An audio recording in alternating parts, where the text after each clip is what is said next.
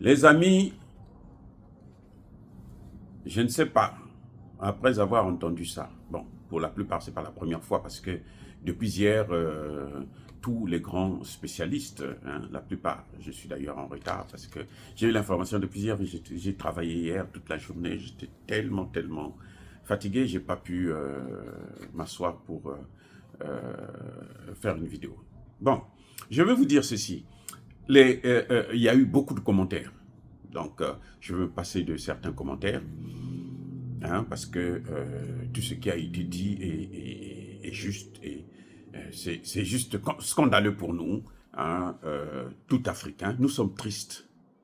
Nous sommes tristes de voir que les États-Unis, un grand pays comme celui-là, puissent se comporter de cette manière-là. Vous avez vu, ils envoient une mission, ils ne respectent pas la diplomatie et ils nous parlent de démocratie, ils parlent de civilisation. Non, ce n'est pas la civilisation, ce n'est pas la démocratie. Ce ne sont pas les États-Unis, là, il n'y a pas de démocratie. Mais l'exemple est là. Vous avez un sous-secrétaire d'État américain qui se déplace. Et sous-secrétaire d'État, ça veut dire sous-ministre des Affaires étrangères. Donc, un diplomate de haut niveau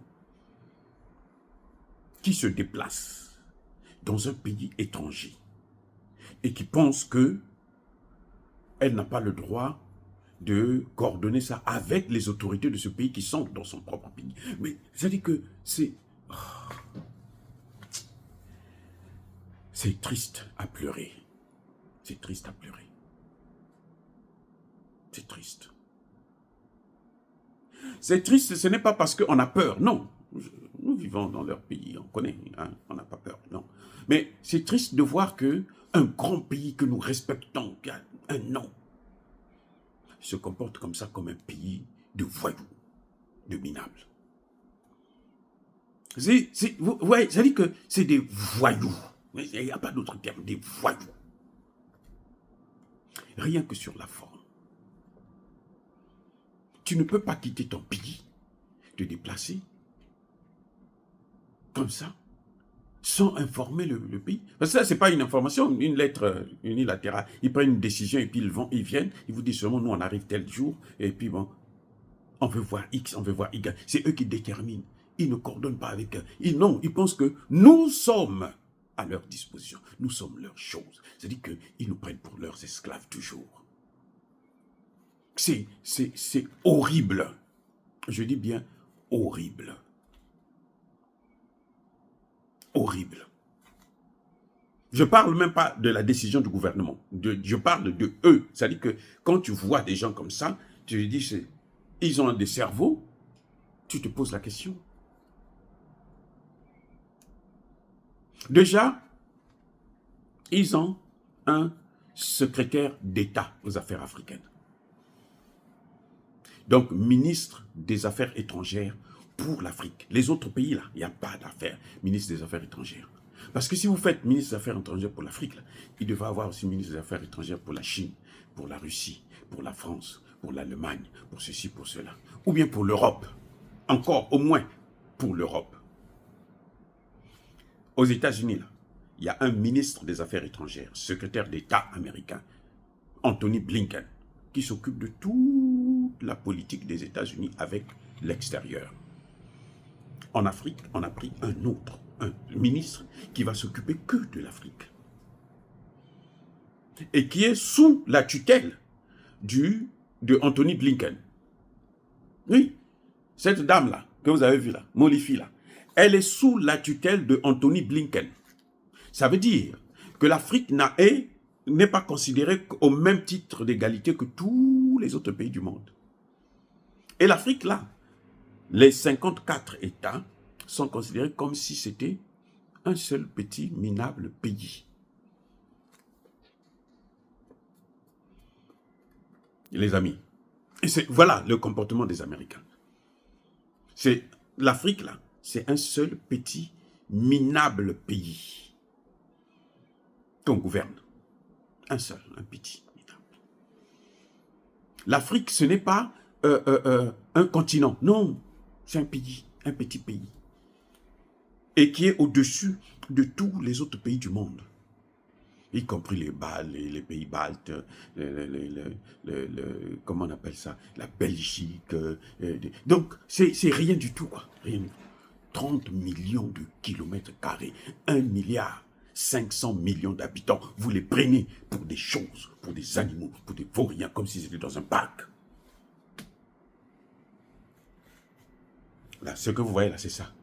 C'est ce que ça signifie. Pas autre chose, c'est ce que cela signifie. Que eux là, ce sont nos choses à nous. Donc, on peut faire ce qu'on veut, personne ne va dire un mot.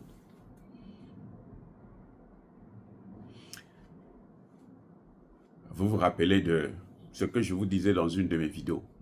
La plus grande base militaire américaine qui se trouve qu'on appelle la base Diego Garcia.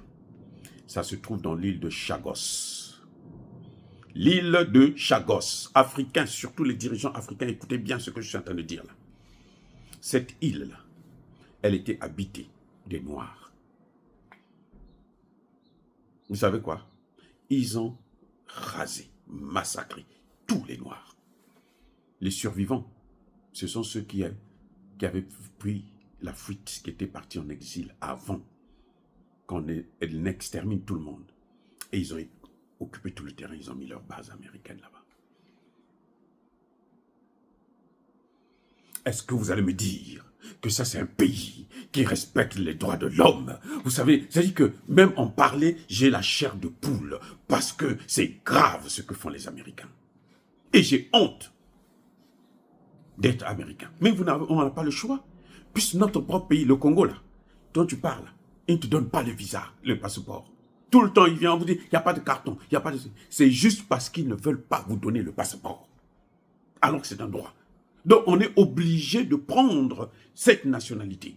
Sinon, tu peux vivre aux États-Unis avec la green card. Et puis bon, tu mets ta vie, mais tu voyages avec le passeport de ton pays. Ils ne veulent pas.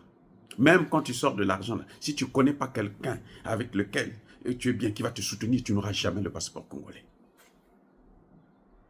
C'est honteux d'être américain, de voir ce qui est en train de se passer. Comment l'Amérique se comporte. Il y a une chose que je voudrais vous dire, que vous n'avez pas entendu auprès de tous les analystes là. Vous savez quoi? Ici, aux États-Unis, personne n'en parle. Ici, aux États-Unis, personne n'en parle. Surtout pas sur des grandes chaînes comme CNN et autres. Ils vont en parler après 40 ans. Quand tous les acteurs de cette situation sont déjà morts. Et ils ont des archives. Après, ils vont sortir. Quelqu'un va aller dire, oh, moi, voilà ce qui s'était passé à l'époque. Mais pourquoi ils sortent ça à l'époque, après? C'est pour que leurs petits-enfants puissent faire la même chose. Regardez comment on va faire. Bon, maintenant, vous allez changer un peu pour que vous puissiez continuer avec la même. C'est comme ça qu'ils perpétuent plutôt l'esclavage jusqu'aujourd'hui. Ça, c'est l'esclavage. Hein? Ne croyez pas que c'est autre chose là. C'est même pas la colonisation. Ce que vous voyez, c'est même pas la colonisation. C'est plus que la colonisation, c'est l'esclavage. Déjà, la colonisation, c'est grave. Mais là, c'est l'esclavage. C'est ça qu'on appelle esclavage moderne. Je reprends. C'est ce qu'on appelle esclavage moderne. Les amis, ici aux États-Unis, on va dire que si, quand ils vont se quitter, là, ils vont dire que les Américains se sont retirés du Niger parce que ce sont des sauvages. On va encore nous insulter en plus, hein. Ce sont des sauvages. Parce que ce gouvernement, c'est un gouvernement de criminels, de bandits. Ils ont fait un coup d'État, donc nous, on a retiré nos troupes. Je veux vous dire une chose. Avant que cette mission n'arrive, au niveau du Sénat américain, il y avait déjà un débat à la une. Il y a un... Vous voyez la loi qu'ils avaient prise là, HR, je ne sais pas quoi là, pour punir tous ceux qui ont des relations avec la Russie. Au débat là, actuellement, au moment où nous parlons, avant cette mission-là, il y avait déjà un débat qui courait. Le Sahel, le comportement que vous êtes en train de faire là, c'est un comportement qui va pousser ces pays vers la Russie et vers la Chine. Et même vers l'Iran. Attendez, écoutez. Ici, là, aux États-Unis, il y a déjà eu le débat qui était déjà lancé, qu'au Sahel, au Mali, Burkina, Niger, le comportement que nous sommes en train d'avoir avec ces gens-là, ça va les pousser vers la Chine, la Russie, l'Iran et les autres pays du monde. On a posé le débat sur la table. Il faut changer de politique. Il faut changer d'approche. Parce que ça va affecter les autres pays africains. Depuis que le ministre des Affaires étrangères du Nigeria s'est rendu à Moscou, là, et a dit, moi, je ne cède pas à l'influence. Depuis là, le débat a été déclenché. Ce que vous voyez là, c'est l'aile dure. Ceux qui disent, non, nous, on ne change pas de débat, de politique, parce que nous, là, nous, on est, ça, ce sont des esclaves. On ne peut pas se mettre au même pied d'égalité que... C'est pour ça que vous avez vu cette dame-là apporter ses fesses là-bas pour aller faire du chantage, pour aller menacer un gouvernement. Ici, aux États-Unis, le chauffeur de bus, demandez à n'importe qui, surtout les gens qui ont déjà été à New York, c'est bien écrit. Si vous insultez, vous agressez, vous menacez le chauffeur de bus, écoutez bien, le chauffeur, si vous le menacez, vous êtes passible de 7 ans de prison. Ils appellent ça insult. Donc, vous menacez. Alors, surtout si vous le touchez, là, c'est encore plus grave. Ce qu'ils ont fait, là, ici aux États-Unis, là, c'est interdit de le faire pour un chauffeur de bus de l'État. Tu peux faire passer 7 ans de ta vie en prison. Ce qu'ils sont allés faire à Tchani, là. Dieu merci que Tchani n'a même pas voulu les recevoir. Très bien. Ça, c'est un homme. Voilà comment il se comporte. Et quand elle se déplace là, elle ne part pas avec son argent, elle part avec notre argent. Moi, votre frère là qui vous parle là, et je paye. Surtout avec la guerre en Ukraine et tout, les taxes ont augmenté. Dans mon salaire, on retire près de 40%. Ça a augmenté, avant c'était 30 et quelques et tout. Maintenant c'est près de 40% qu'ils prennent. Pour faire quoi? Pour faire ce que vous êtes en train de voir là. Et vous pensez que moi en tant qu'Américain je vais être content de ça? Je dis non. C'est pour ça que je dénonce. C'est pour ça aussi que j'en parle. En politique, chacun a son intérêt. J'ai l'intérêt en Afrique, j'ai l'intérêt ici. Ici je contribue, pas pour que on a tué mes frères et sœurs en Afrique. Que ce soit clair. Il y a un autre aspect qui est tellement choquant. Hein? D'abord, j'allais vous dire, la représentation. Vous avez eu la ministre sous-secrétaire d'État. Vous avez un haut responsable du ministère de la Défense. Vous avez, cette fois-ci, un noir qui est, comment on appelle, Michael Elliott, l'anglais, le patron de Africom. Donc les États-Unis, ils ont une commande, African Command. Ils ont une commande, ils ont un bataillon de plus de 10 000 hommes qui doit s'occuper de l'Afrique. C'est l'armée américaine pour l'Afrique. Mais vous savez, c'est horrible. L'armée américaine pour l'Afrique. Vous avez entendu déjà l'armée américaine pour la France, pour l'Allemagne. Encore, ils sont dans l'OTAN, donc c'est normal qu'ils puissent avoir des accords. Et puis, mais pour l'Afrique, là, quel est le pays africain que vous connaissez qui a signé ces accords? Quel est? Il y a des gens, j'ai entendu des gens critiquer Bazoum. Pour dire que non, Bazoum avait signé... Non, Bazoum n'a pas signé d'accord. Bazoum a été seulement idiot, bête et peureux. Surtout qu'il ne pouvait pas faire autrement, on lui a donné le pouvoir. Donc il est obligé de faire ce qu'on lui demande de faire. Ils n'ont pas signé des accords avec Bazoum. C'est de façon unique. Le communiqué est clair. Ils sont venus s'installer. Et ce que dit le gouvernement, c'est vrai. Pourquoi? Question. Vous voyez au Centrafrique, l'armée américaine en Centrafrique, là, les Black, quoi là. Hein? Vous voyez? Vous savez qu'ils sont là sans la vie de Touadéra. Oui, c'est comme ça qu'ils font. J'espère qu'au Niger, ils vont partir. J'espère. Mais il faut que la population se lève. Il faut que la population se mobilise. Comme ils ont fait avec les Français. Pour les faire partir. Parce que là, quand ça va tourner là-bas, là, ici, là, maintenant, nous, on va prendre le relais. Pour parler. Et dire, regardez comment ils sont en train de faire dans nos pays. Nos parents. Nous, on ne vous paye pas pour rien. C'est ça le deal. Voilà l'enjeu. Parce que si on laisse Tiani seul, ça va être difficile. Parce que là, quand ils sont revenus là en colère. Ils sont revenus là pour préparer un coup d'État. Qu'ils avaient déjà commencé à préparer depuis longtemps. C'est parce qu'ils n'arrivent pas, c'est tout. Il faut le savoir. Bref. Donc vous voyez, on a affaire à des bandits internationaux. Un gang. Regardez ce qu'ils ont fait en Haïti. Haïti, là, ils sont en train de prendre. Ils ont tout fait là. Ils ont pris le président. Ils ont amené à Porto Rico. Ils disent Porto Rico. Mais Porto Rico, c'est les États-Unis. Porto Rico, c'est les États-Unis.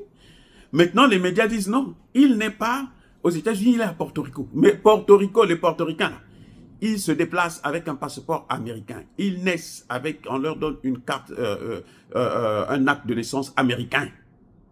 Porto Rico, c'est ça. Ce n'est pas un État. Ils peuvent avoir un statut spécial, mais c'est les États-Unis. Donc, ce sont eux qui l'ont pris du Kenya, ils l'ont amené à Porto Rico. Pour bien le contrôler. Maintenant, on lui dit, bon, si tu pars là-bas, on demande à ces gens-là de te tuer. Donc, reste ici. Allez, signe les papiers que je démissionne. Ah, il a signé, il a démissionné. Quand le Premier ministre démissionne, là, Anthony Blinken est en Jamaïque, en train de haranguer les foules, les voyous d'Amérique, et les Noirs surtout, en train de les haranguer. Bon, écoutez, on va mettre un collège présidentiel, mais c'est après qu'on dit, bon, on ne peut pas mettre un collège puisqu'il y a un Premier ministre. Premier ministre, démissionne. Vous voyez le jeu? On le fait venir aux États-Unis. C'est pour ça que je dis, hein, les Tshisekedi là qui sont en train de jouer là, qui ne veulent pas aller prendre le soutien là où il faut le faire. Voilà ce qui vous attend. Ce que vous voyez avec Ariel Henry là, c'est ça qui va arriver. Et ça a commencé, ce n'est pas aujourd'hui. Donc voilà les gars, nous avons affaire à des bandits. Maintenant, il y a encore un autre élément qui m'a choqué, hein, le plus choqué d'ailleurs. C'est qu'ils sont sur le sol nigérien. C'est le Niger qui paye. Oh, c'est-à-dire que même quand on est un gang, parfois il a pitié de toi. Ou il te tue seulement et puis ça s'arrête là. Mais parfois il va se dire non, bon. Je vais vous raconter une scène. Ça s'est passé dans mon pays, au Congo-Brazzaville. Il y avait un homme qui a été condamné à mort dans l'affaire du coup d'État, hein, l'assassinat de Marien Gouavi. Condamné à mort, il faut l'exécuter. On le prend, on l'amène à l'abattoir. Le gars a pleuré, il pleurait tellement, qu'à un moment donné, les militaires qui étaient venus pour le tuer, là, ils ont eu pitié de lui. Ils disent, ah, bon, papa, écoute. Il dit, moi, je ne connais rien, je n'ai rien fait, pardon, ne me tuez pas, laissez-moi vivre. J'ai la femme, j'ai des enfants. Les militaires se sont entendus, on dit, on ne peut pas tuer quelqu'un qui a pleuré comme ça. Même si on est des tueurs, là, c'est notre boulot. Mais là, c'est trop. Ils vont faire quoi? Ils vont dire, regarde, écoute, tu parles, si on entend parler de toi, que tu existes encore là, on va te tuer cette fois-ci, réellement. Donc, disparais. Et ils sont venus faire croire à ceux qui les avaient envoyés que non, il était mort. Mais en fait, il n'était pas mort. Il était parti. Parce qu'ils ont eu pitié d'eux. Vous voyez la morale africaine? Parce qu'ils ont eu pitié. Des tueurs, hein? Des vrais tueurs. Mais qui disent non, c'est trop. Là, Dieu a saisi leur cœur et dit non, laissez, au moins celui-là, laissez-le. Mais les Américains n'ont pas pitié. Tu sais que dit, tous ceux qui coopèrent avec eux là, qui comptent sur eux là, ils sont sans pitié. Ils font payer la facture de leur séjour par les Nigériens, alors que ce n'est pas les Nigériens qui les ont invités, alors qu'ils n'ont jamais coopéré avec les Nigériens. Mais comment peut-on être aussi cruel? Comment peut-on être aussi cruel? Ça, c'est d'une cruauté d'un niveau, mais alors, incroyable. C'est que ce communiqué-là, il y a trop de choses à dire. On peut en parler même pendant 1 heure, là, ça ne suffira pas. 2 heures, 3 heures, ça ne suffira pas. Parce que c'est trop grave. Ils sont là illégalement, mais ils vous font payer quand même la facture de kérosène, l'uranium et tout. Et puis, c'est des menteurs. Jusqu'aujourd'hui, ils n'ont pas encore fini de mentir. Vous avez vu comment ils ont menti sur l'Irak? Mais le communiqué le dit. Ce qu'ils ont fait sur l'Irak. Le communiqué parle de la deuxième guerre en Irak. Moi, je vais vous parler maintenant de la première guerre en Irak. Le gouvernement là, du Niger, là, ils sont gentils, ils ont pris seulement la fin. Ce qui est plus proche de notre histoire que tout le monde connaît. La deuxième guerre en Irak. Mais parlons de la première guerre. La première guerre en Irak, là, vous savez quoi? C'était pareil, un mensonge. On est allé prendre la fille de l'ambassadeur de l'Irak aux États-Unis. Sa fille. On l'amène à la télévision. On l'a déjà préparé, bien sûr. La petite fille vient à 12 ans. On l'a montré comment il faut mentir. Comme vous voyez à Hollywood, là, elle a fait exactement Hollywood. Elle vient se mettre à pleurer. Oh, j'ai vu Saddam Hussein prendre les bébés, les couper, les gosses. Saddam Hussein lui-même en personne, il les égorger et tout. Une petite fille de 12 ans qu'on a préparée. La fille avait reçu, je pense, 30 millions de dollars pour cette opération macabre. Et après, ils ont pris ça. Les Américains sont indignés, ils disent, mais comment un président peut tuer ses enfants comme ça là? Non, c'est pas normal. Il faut aller l'enlever. C'est comme ça que les États-Unis vont soutenir la première guerre en Irak. Vous avez compris? Toutes les guerres que vous voyez que les Américains mènent, c'est basé sur le mensonge. Je dis bien, toutes les guerres des Américains sont basées sur le mensonge. Voilà. La première, la deuxième guerre en Irak, c'est pareil. La Libye, le communiqué ne peut pas rentrer dans les détails. Nous, on rentre maintenant dans les détails. La Libye, là, de Kadhafi, la Libye, pour qu'ils puissent faire la guerre, ils ont fait croire, ici aux États-Unis, que Kadhafi était en train de massacrer la population. Et vous savez, c'est passé sur quelle chaîne? Al Jazeera. La grande chaîne arabe qui nous donnait des informations qui étaient crédibles. C'est ça qu'on a utilisé, moyennant de l'argent bien sûr. On a utilisé, sortez-nous un truc comme ça. Ils ont sorti, on a pris ça ici, on a fait la publicité et tout le monde était d'accord, allez-y le tuer.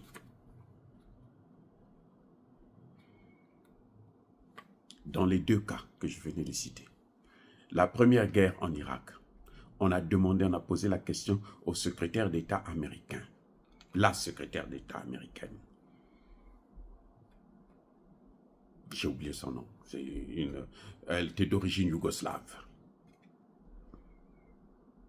On lui pose la question, est-ce que ça valait la peine d'aller tuer 500 000 enfants? Elle dit oui. Elle dit oui. Il fallait qu'on les tue. Ils ont pris le contrôle du pétrole. En Irak, plutôt en Libye, les emails de Hillary Clinton elle-même, Hillary Clinton se vante. Nous avons tué Kadhafi parce que on l'a neutralisé parce qu'il voulait créer une monnaie. Ça allait affaiblir le dollar, ça allait affaiblir l'euro, ça allait affaiblir le CFA. Donc il fallait l'écarter, il fallait lui arracher sa vie. Voilà comment il raisonne. Sur la base d'un mensonge. Quand ils sont en train de demander au Conseil de sécurité de l'ONU, sur la Libye là, bon, nous on veut juste protéger, hein, on ne va pas bombarder, non. Nous on va seulement mettre des avions. Si on voit l'avion de Kadhafi monter pour aller tuer les gens, on l'abat. Ok. Mais comme il n'y avait pas d'avion pour eux qui faisait ça, les avions de Kadhafi ne faisaient pas, ils n'étaient pas en guerre. On prend 200 personnes, 300 personnes, on les mobilise, on leur donne de l'argent, ils viennent avec des pancartes, Kadhafi, à Benghazi, et on dit que non, la population est sortie. Les Libyens, là, c'était le pays qui avait le meilleur niveau de vie au monde. Donc, pendant qu'ils sont en train de discuter au Conseil de sécurité, ils ont déjà préparé l'intervention, tous les avions sont là. Le Conseil de sécurité dit, bon, allez-y protéger, on ne veut pas entendre des coups de feu. Oh, d'accord. Le soir même, là, quelques heures plus tard, les bombardements ont commencé. Donc, le Conseil de sécurité est saisi après qu'ils étaient déjà prêts à bombarder, à détruire la Libye. Ils viennent nous donner des leçons de droits de l'homme, de démocratie, de ceci, de cela. Mais dites-moi, vous-même, je ne veux pas... Mais attendez, mais il y a trop de choses là. Il y a trop de choses. C'est trop, c'est incroyable qu'un pays puisse être aussi méchant que ça. Ils sont là-bas, là. Soit ils ont pour lutter contre le terrorisme. Ils n'ont jamais tué un terroriste. Les activités qu'ils mènent, là, personne ne sait ce qu'ils font. Ils se lèvent, ils vont se balader, ils vont prendre des photos, ils vont là où il y a des mines, là et tout machin, et puis ils se préparent pour venir envahir le pays et prendre ces mines-là. C'est tout ce qu'ils font. Ils ont pour punir l'Iran, mettre l'Iran sous sanction, là. Embargo. Le communiqué l'a dit. Je veux répéter, non? Ils ont menti, encore. C'est des menteurs, c'est-à-dire qu'ils ont le mensonge dans le sang. Ils naissent menteurs. Ils grandissent et meurent menteurs. Dites-moi, dans quoi ils ont dit la vérité? Dans quoi? Dans quoi? Citez-moi un seul cas où ils ont dit la vérité. Je ne veux pas parler de l'Ukraine parce que ça va être trop... Bien-aimés frères et sœurs, nous saluons le courage du général Tchiani et de son gouvernement. C'est tout ce que qui me reste à dire. Nous appelons la population du Sahel et notamment nos frères et sœurs du Niger d'être très vigilants et de se mobiliser, de continuer la mobilisation pour le départ de ces bandits du Niger. Ils n'ont qu'à quitter le Niger parce que ce sont des bandits. Ils n'ont qu'à aller en Côte d'Ivoire. Comme ça, quand Ouattara va partir, Ouattara va partir avec eux. Bazoum est parti, non? Bazoum est en train de partir, c'est pas avec tous ces hommes? Ouattara aussi, ça va être là. Donc, tout ce que vous voyez là, en Côte d'Ivoire, les agitations là, c'est pas pour longtemps. Dire cela, c'est inciter à la haine ou à la violence, non. Nous voulons seulement qu'on ne puisse plus continuer à nous prendre pour des esclaves. Soyez bénis, abondamment bénis par le Dieu des Kémites et par nos ancêtres angélisés. Je suis triste de voir qu'un grand pays que nous avons toujours respecté puisse être en fait un pays de voyous, de bandits, de brigands, de dangereux criminels. Regardez. Et ce que vous voyez là, ce sont des milliers de gens qui sont morts à cause de leurs fautes. Le terrorisme là, qui a amené le terrorisme au Niger? Qui a amené le terrorisme au Niger? C'est Tchani qui a amené le terrorisme. Mais ce sont les mêmes. Ce sont les mêmes.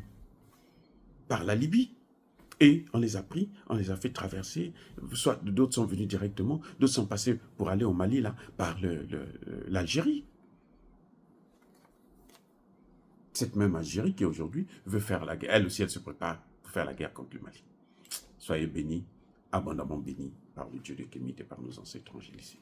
Mais que tous ceux qui persécutent le continent africain, le pillent et le déstabilisent, qu'ils soient noirs, blancs, chinois, arabes, indiens, juifs, qui qu'ils soient punis, maudits, foudroyés, neutralisés, écrasés, effacés par le Dieu de Kémit et par nos ancêtres angélisés. Vive l'Afrique éternelle, je dis et j'assume.